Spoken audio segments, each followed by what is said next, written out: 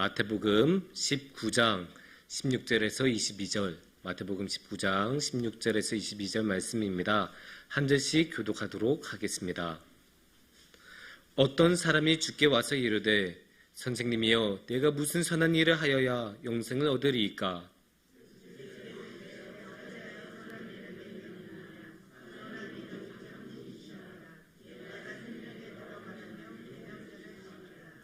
이르되 어느 계명이 오니이까? 예수께서 이르시되 살인하지 말라, 간음하지 말라, 도둑질하지 말라, 거짓 증언하지 말라.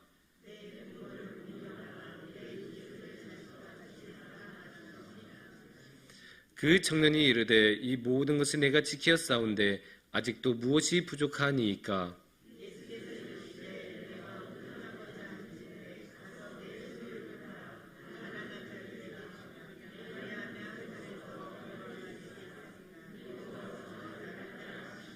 함께 봉독하겠습니다. 그 청년이 재물이 많으므로 이 말씀을 듣고 근심하며 가니라.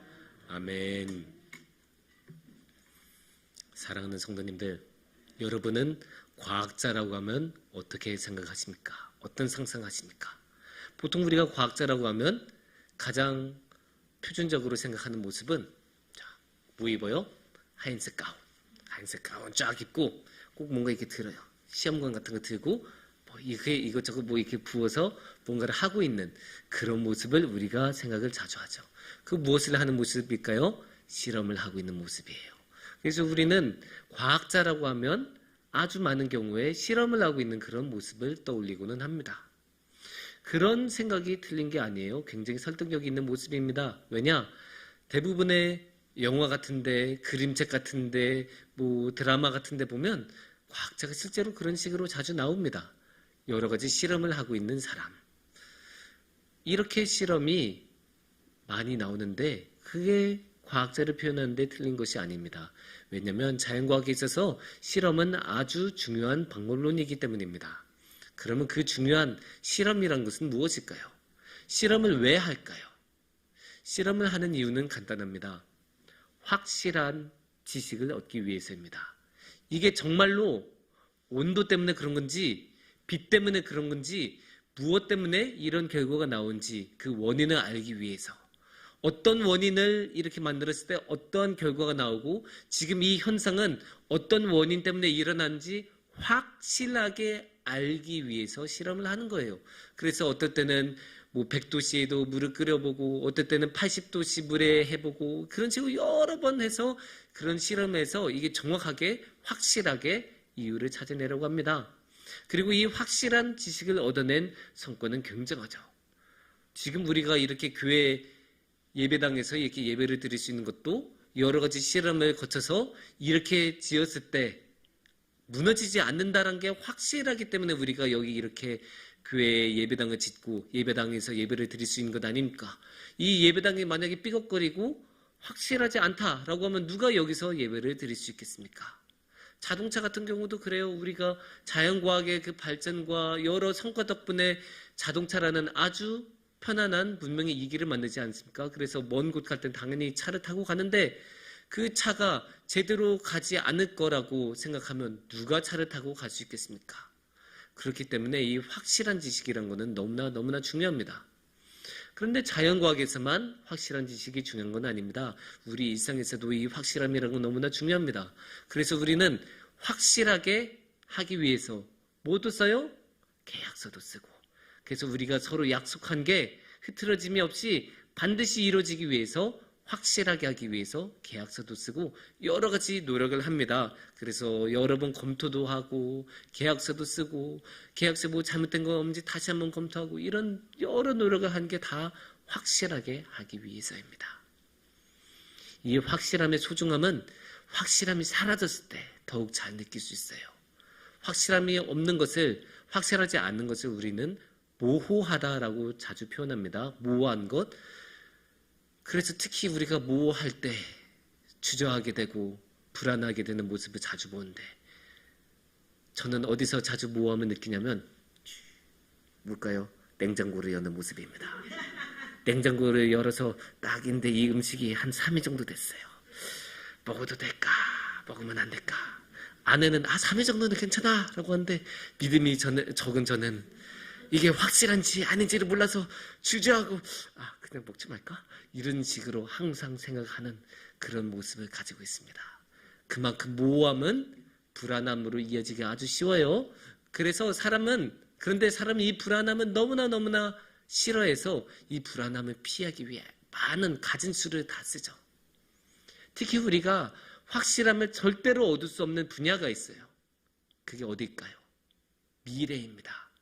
앞으로 일어날 일에 대해서 우리가 당연히 예측도 하고 이렇게 되지 않을까 상상도 해보지만 확실하게 100% 무슨 일이 일어날지는 아무도 몰라요. 자기가 응원하던 야구팀이 9회 말에 5점 차로 이기고 있다가 6점 내주고 패배하는 모습을 보면 정말로 앞일은 절대 알 수 없구나라는 걸 뼈저리게 느끼실 것입니다. 그만큼 앞일은 몰라요. 미래는 우리 인간은 확실하게 알 수 없어요. 그래서 어떻게 돼요? 이 모호함을 사람이 견디지 못하고 불안하잖아요. 그래서 이 불안함을 어떻게든 해소하고 싶어서 많은 사람들이 어디로 갑니까? 점집에 가요. 그게 무당이 되든 주역을 보는 집이 되든 점을 보러 가요. 그래서 어떻게든 미래가 어떻게 생긴지 확실하면 조금이라도 알고 싶어서 얻으려고 점까지 보는데, 그런데 이게 신기한 게 말입니다. 점은 우리나라에만 있던 게 아니죠. 서양에도 있고 북아메리카 원주민들도 하고 남아메리카 잉카족도 있고 점을 안 본 사람들이 없어요. 그게 아주 먼 옛날이든 최첨단의 과학이 이 사회를 이루고 있는 요즘이든 점을 보는 사람은 어디든 있어요. 어느 나라, 어느 시대, 어느 민족에나 다 있어요. 그런 거 보면 사람이 이 점을 보는 게 사람의 본성인가? 이런 생각이 들 정도로 사람들은 점을 많이 보고 사람들은 그만큼 불안한 걸 싫어하고 사람들은 그만큼 모호한 것을 싫어합니다. 이런 모습은 성경에도 자주 나타납니다. 성경에도 점치는 모습들이 나오고 성경에서도 불안한 사람들이 있고 성경에도 모호한 것을 견디기 싫어하는 사람들이 나타납니다. 오늘의 말씀에서도 그런 모습을 볼 수 있습니다. 오늘의 말씀은 부자 청년이 예수님을 만나서 나누는 이야기가 중심을 이루고 있습니다. 이 이야기는 어떻게 시작이 되냐? 16절을 보시면 이렇게 부자 청년은 말합니다. 어떤 사람이 주께 와서 이르되 선생님이여 내가 무슨 선한 일을 하여야 영생을 얻으리이까? 이 질문만 보면 그냥 언뜻 보면 특별한 게 없어요. 그냥 평범하게 어떻게 하면 구원을 얻을 수 있을까? 영생은 당연히 구원이니까 어떻게 하면 영생을 얻고 어떻게 하면 구원을 얻을 수 있을까? 굉장히 평범한 신앙적인 질문으로 볼 수 있습니다. 하지만 우리가 지금까지 이야기해왔던 맥락에서 생각하면, 확실성의 맥락에서 생각하면 이거는 뭐라고 볼 수 있습니까? 이 부자 청년은 구원에 이르는, 영생에 이르는 확실한 길을 알고 싶어하는 거예요. 확실한 길, 확실한 방법, 띡 누르면 무조건 나오는 그런 거를 알고 싶어하는 거예요. 생각해보면 진짜 구원이 갈급한 사람은 구원해주세요 그냥 이렇게 말해요. 살려주세요 라고 하지 어떻게 하면 살 수 있습니까? 구원의 방법을 알려주세요 이렇게 말하는 사람은 없어요. 정말로 갈급한 사람은 그냥 구원해 달라고 해요. 근데 지금 청년은 뭐라고 해요? 방법을 알려주세요. 그러니까 이 부자 청년은 지금 확실한 방법을 알고 싶었던 것입니다. 그래서 이 질문에 대해 예수님은 뭐라고 대답하십니까? 17절을 보면 그 대답이 나옵니다. 계명을 지켜라. 네가 생명에 들어가려면 계명들을 지켜라. 그렇게 대답하고 계세요. 여기에 대해서 청년은 또 뭐라고 할까요? 청년은 20절을 보면 이렇게 대답을 합니다. 이 모든 것을 내가 지켰사온데. 이미 다 지켰대요. 그러니까 뭐예요? 계명들을 이미 다 지켰다. 이렇게 보면 이 부자 청년이 굉장히 신실하고 신앙적인 사람으로 보이잖아요. 근데 우리가 이거를 아까 이 확실성의 맥락에서 보면 조금 더 다르게 볼 수 있어요. 어떻게 볼 수 있냐면 부자 청년은 확실함을 알고 싶어 했잖아요. 확실함을 얻고 싶어 하고, 그런데 이 당시에 구원을 얻을 수 있는, 영생에 이를 수 있는 가장 확실한 방법, 그것이 무엇이었겠습니까? 율법입니다. 율법, 다른 말로 하면 계명들이 되겠죠. 왜 그러겠어요? 이 부자 청년이 예수님하고 이야기하시던 시대만 해도 신약 성경이 없었죠. 예수님이 아직 모든 사람들에게 구원자로 인정받지 못하던 시절이고, 그러니까 이 부자 청년이 하나님의 말씀으로 가지고 있는 건 무엇입니까? 구약 성경이에요. 구약 성경밖에 없어요. 그래서 이 부자 청년은 당연히 하나님의 말씀을 무엇으로 들어요? 구약 성경으로 듣고 있어요. 당연히 구원을 얻으려면 하나님의 말씀을 들어야 되고, 이 하나님의 말씀은 구약 성경으로 오니까 항상 구약 성경만 계속 읽는 거예요. 그리고 그 구약 성경에서 어떻게 하면 구원을 얻는다고 해요? 율법을 잘 따르면 구원을 얻는다고 하니까 이 부자 청년은 계속 율법만 보고 율법만 따르는 거예요. 이 율법을 지키는 이유 자체가 그러니까 확실한 구원을 얻으려고. 확실하게 얻는 방법이 이 부자 청년에게는 율법을 따르는 것이기 때문에 지금까지 모든 율법을 지켰다고 합니다. 여기에 대해 예수님은 뭐라고 말하십니까? 예수님께서는 그래, 모든 율법을 다 지키고 있니? 그래, 잘했어. 그러면 이제 내가 또 다른 방법, 마지막 방법, 최종적인 방법을 알려줄게 하시면서 21절에서 말씀하십니다. 예수께서 이르시되 네가 온전하고자 할진대 가서 내 소유를 팔아 가난한 자들에게 주라. 그리하면 하늘에서 보화가 네게 있으리라. 그리고 와서 나를 따르라 하시니. 여기서 두 가지를 이야기하고 계시죠. 두 가지를 예수님께서 하라고 하십니다. 첫 번째가 소유를 가난한 자에게 팔아라. 그리고 두 번째가 나를 따르라. 당연히 예수님을 따르라는 말이겠죠. 이 두 가지를 말합니다. 여기에 대해 청년은 어떻게 반응하고 있습니까? 22절을 보면 청년의 반응을 볼 수 있습니다. 그 청년이 재물이 많음으로 이 말씀을 듣고 근심하여 가니라. 근심해서 갔다. 실망해서 갔다. 실망해서 갔으니까 예수님을 따르지는 않았겠죠. 그렇게 이 부자 청년은 예수님의 말씀을 따르지 않기로 결심합니다. 우리가 이 말씀을 읽을 때 자주 그 부자 청년은 자신이 가지고 있는 소유물과 재물을 너무나 사랑해서 예수님을 따르지 않고 재물을 선택한 것으로 자주 이야기를 해요. 부자 청년이 재물을 사랑한 것은 맞아요. 근데 단순히 사랑해서, 재물을 사랑해서 예수님을 따라가지 않았다라고 하면 조금 아쉬워요. 왜냐? 이것도 확실함으로 이야기를 할 수 있기 때문이에요. 부자 청년이 좋아하는 두 가지가 무엇입니까?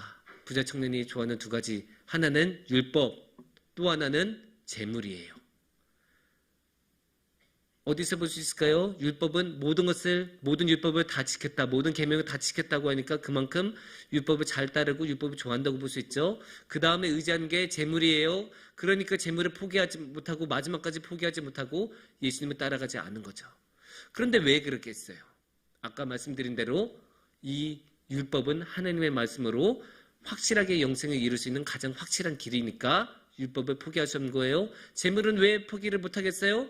재물은 한계는 있지만 결과는 확실하게 되지 않습니까? 우리 모두 알지 않습니까? 500원 내면 1000원 내면 뭔가를 살 수 있다는 것.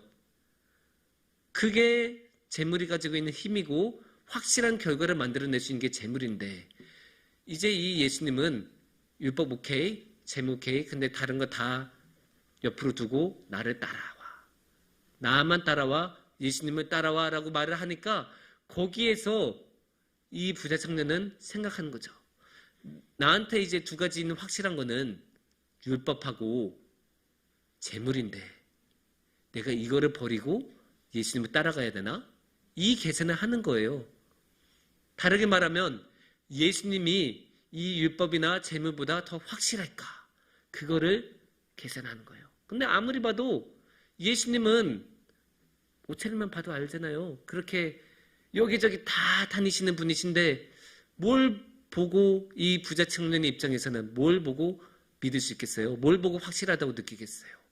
율법은 몇백 년간이나 하나님의 말씀으로 인정받은 거니까 딱 하면 구원에 이를 수 있겠지라는 그런 게 있는데, 이 예수님은 이제 갓 이름을 알리기 시작한 그런 분이니까 그것도 확실하지 않고, 또 이 예수님이란 분은 어디로 데려갈지 모르지 않아요. 그냥 무작정 나를 따라오라라고 했는데 그 목적지가 어디인지 말해준 것도 아니고 얼만큼 다닌지 말해준 것도 아니고 가서 무엇을 할지도 말해준 것도 아닌데, 이 부자 청년의 눈에 보기에는 이 예수님은 모호함 그 자체예요. 뭘 하려는지, 어딜 가려는지, 무엇을 하겠다는 건지 전혀 모르는 거예요. 그러니까 이 부자 청년은 아이고 안 되겠네, 못 따라가겠어. 그러면서 예수님을 따라가지 않기로 결심합니다. 그런데 중요한 거는 우리도 부자 청년하고 똑같은 결정을 내릴 수 있어요. 우리라고 크게 다르지 않아요. 이 부자 청년 안에 있는 마음, 확실함을 얻고 싶은 마음은 우리라고 해서 적지 않아요. 우리도 똑같이 확실함을 얻고 싶어요. 그리고 모함에 마주쳤을 때 거기서 느껴지는 불안, 너무나 우리는 싫어하죠. 왜냐?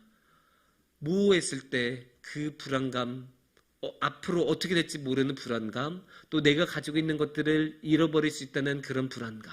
그러니까 이 모함에는 불안감하고 이 욕심 두 가지가 막 섞여 있는 거예요. 그게 막 섞여 있어서 그거를 놓고 싶지는 않고, 또 이거를 잃어버릴까봐 전전긍긍하고, 그런 것들이 이 불안 속에 다 섞여 있는 그런 모습을 우리가 부자 청년한테서 볼 수 있는데, 그거는 우리 안에도 똑같이 있다고 우리는 인정을 해야 합니다. 우리라고 해서 욕심이 적은 게 아니잖아요.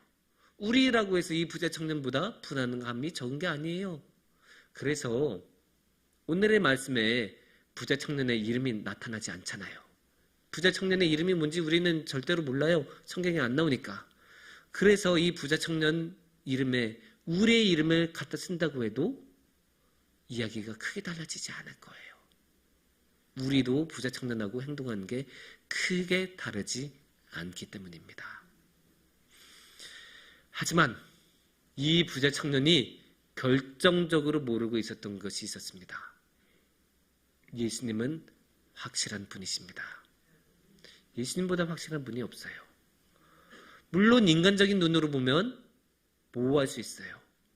인간적인 생각으로 하면 예수님이 확실하지 않아 보일 수도 있어요. 하지만 우리가 알아야 되는 것은 그러한 모호해 보이는 가운데 확실함이 나타납니다. 예수님만큼 사랑이 확실한 분이 없고, 예수님만큼 그 신실하심이 확실하신 분이 없고, 예수님만큼 그 영원하심이 확실한 분이 없어요. 더군다나 이 모든 이야기가 어떻게 시작이 됐어요? 부자 청년이 영생을 얻고 싶어 하지 않았습니까? 그런데 예수님만큼 영생에 관해서 확실한 분이 없어요. 영생은 무조건 예수님하고 봐야 돼요. 왜냐? 성경에서 분명히 말하고 있어요. 요한복음 17장 3절을 우리가 보겠습니다. 요한복음 17장 3절에 이렇게 말씀이 나옵니다. 영생은 곧 유일하신 참 하나님과 그가 보내신 자 예수 그리스도를 아는 것이니이다. 너무 좋은 말씀이니까 다 같이 한번 봉독하겠습니다. 영생은 곧 유일하신 참 하나님과 그가 보내신 자 예수 그리스도를 아는 것이니이다. 예수님을 아는 게 영생이에요. 다른 게 영생이 아니에요. 예수님을 알면 영생이에요. 그러면 예수님보다 영생에 관해서 더 확실한 분이 어디 있습니까? 예수님을 만나야, 예수님을 알아야 영생이라면 당연히 예수님을 만나고 예수님을 보고 예수님 말씀을 듣고 그래야 예수님을 알 것 아닙니까? 그러니까 예수님보다 영생에 관해서 확실한 분은 없어요. 이 진리를 알았더라면 이 부자 청년은 근심하면서 떠난 것이 아니라 자기가 먼저 따라다니게 해달라고 말을 했을 거예요. 자기가 먼저 제발 함께하게 해달라고, 주님을 알게 해달라고, 주님을 알 수 있는 기회를 달라고 그렇게 말을 했을 거예요. 그만큼 예수님보다 더 확실한 분은 없습니다. 물론 우리 눈으로는 그게 잘 이해가 되지 않을 수 있어요. 어떻게 예수님이라는 한 인격체를 통해서 그 한 인격체가 그렇게 확실할 수 있는지 그게 잘 이해가 안 되실 수도 있어요. 그런데 우리가 생각해 봐야 되는 게 이 영생이라는 거는 이 지상의 것입니까? 아니죠. 이 세상의 것이 아니에요. 이 세상에는 영원한 생명이라는 거는 없어요. 영원한 생명은 무조건 하나님 나라에서만 가능합니다. 그러니까 이 영생은 하나님의 나라의 것이고 그러니까 영적인 것이에요. 그런데 우리가 하나님의 나라를 하나님의 것을 영적인 것을 우리 자신의 능력으로 직접 볼 수 있습니까? 아니에요. 우리의 눈으로는 이 세상의 눈으로는 이 세상의 방법으로는 하나님의 것을 알 수가 없어요. 아무리 우리가 노력해도 거기에 관한 확실한 방법을 얻을 수가 없어요. 그래서 우리는 어떻게 해야 됩니까? 당연히 예수님을 봐야 되는 거예요. 왜냐? 하나님은 예수님을 통해서 우리에게 자신을 드러내셨고 그렇기 때문에 우리는 예수님을 통해서 하나님과 하나님 나라와 영적인 모든 것을 알아가는 거예요. 그러면 당연히 하나님 나라의 것인 영적인 것인 영생도 누구를 통해서 알아야 되겠습니까? 예수님을 통해서만 알 수 있는 것입니다. 그렇게 우리의 생각으로는 아무리 이상해 보여도 예수님이야말로 영생에 이르는 가장 확실한 방법입니다. 사랑하는 성도님들, 우리의 신앙생활에서 영생은 아주 중요한 목표입니다.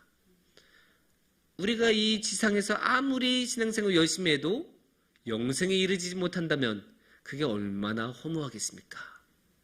그래서 우리는 모두 영생을 향하여 나아가야 할 텐데 그 영생에 나아가고 영생에 이르는 가장 확실한 방법은 예수님입니다. 그래서 우리 눈에는 그게 모호해 보이고 확실하지 않아 보여도 그래도 그 예수님을 향한 사랑과 예수님을 향한 믿음으로 그 예수님을 꼭 붙잡고 나아갔으면 좋겠습니다. 그래서 우리 성도님들 모두 함께 영생을 누리고 영생 가운데 하나님과 함께하는 큰 복을 누리시기를 축원합니다. 함께 기도하겠습니다.